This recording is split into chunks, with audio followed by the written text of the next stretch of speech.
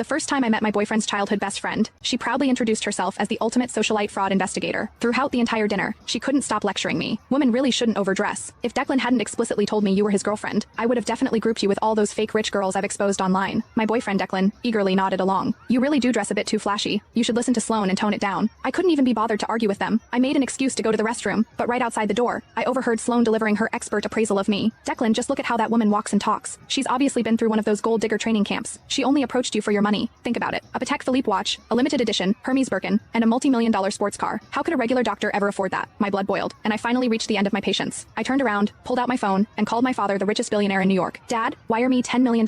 I am going to buy out a certain socialite fraud agency and teach this girl that wealthy men can actually have daughters. If you don't believe me, I'll test her for you in a minute. That way, you can see this gold digger for who she really is. As I hung up the phone, Sloane's confident voice drifted out from the private dining room. Declan was looking at her, nodding with absolute trust. I really wanted to see how Sloane planned to test a real heiress like me. When I pushed the door open, Sloane was holding my Hermes Birkin, inspecting it from every angle with a condescending smirk. I am telling you, young girls like you really shouldn't get caught up in comparing yourselves to others. The first step to becoming a fake socialite is trying too hard to package yourself. This bag of yours is a rental, right? When Sloane saw I wasn't speaking, she assumed she had hit a nerve. She put on an I knew it expression and shifted her gaze to my Patek Philippe watch. Can you let me authenticate that watch of yours? Don't get the wrong idea. I am just worried you got scammed into spending real money on a fake. After all, the bag is already a knockoff. Declan was already looking at me with deep suspicion. He gave me an order. Sloane is just looking out for you. Hurry up and let her see it. I took off the watch, handed it to her, and smiled. Sure, this watch is a highly limited edition, so make sure you don't mess up your appraisals. Sloane eagerly snatched the watch. As she examined it carefully, I clearly caught the flash of raw jealousy in her eyes. It was obvious she had already realized the watch was authentic, but she still opened her mouth to lie. Oh wow, Declan, your girlfriend is still trying to pass this off as a limited edition to get away with it, but it's actually just a cheap replica. I just have to ask, you are a young girl with an average family and an average job. Why are you buying these fakes just to stroke your ego? Don't tell me you thought you could use these knockoffs to trap a rich guy and drain his bank account. The belittling tone in her words couldn't have been more obvious. In an instant, the way the other people at the table looked at me changed from admiration to disgust. Declan glared at me with sheer contempt, his voice dripping with disgust. How can you be so vain? And to think I actually believed you were different from other women. It turns out, you all just want my money. Looking at his disgusted expression, my heart turned ice cold. I frowned, matching his dissatisfaction. Declan, who is actually your girlfriend here, you just blindly believe a single word she says. Since that's how it is, I don't see any point in finishing this dinner. I stood up, grabbed my bag, and prepared to leave. Sloane gave a fake plastic smile and chimed in again. Why are you in such a hurry to leave? Did the rental time on that sports car downstairs run out? Are you using this as an excuse to go return it? I was completely out of patience. I turned and demanded an answer. What makes you think my car is a rental? Sloane patted Declan's back to calm him down while giving me a hypocritical smile. Your little parlor tricks are obvious to an expert fraud investigator like me. Declan already told me that you two met by accidentally bumping into each other's cars. Isn't that the classic textbook move for fake socialites? After finishing her string of malicious guesses, she laughed and changed the subject. Oh, Declan, look at me. My occupational habits are acting up again. You won't doubt your own girlfriend just because of what I said, right? Declan grabbed her hand, looking at her with a face full of gratitude. Sloane, I should be thanking you for making me see the true colors of this gold digger. Nora.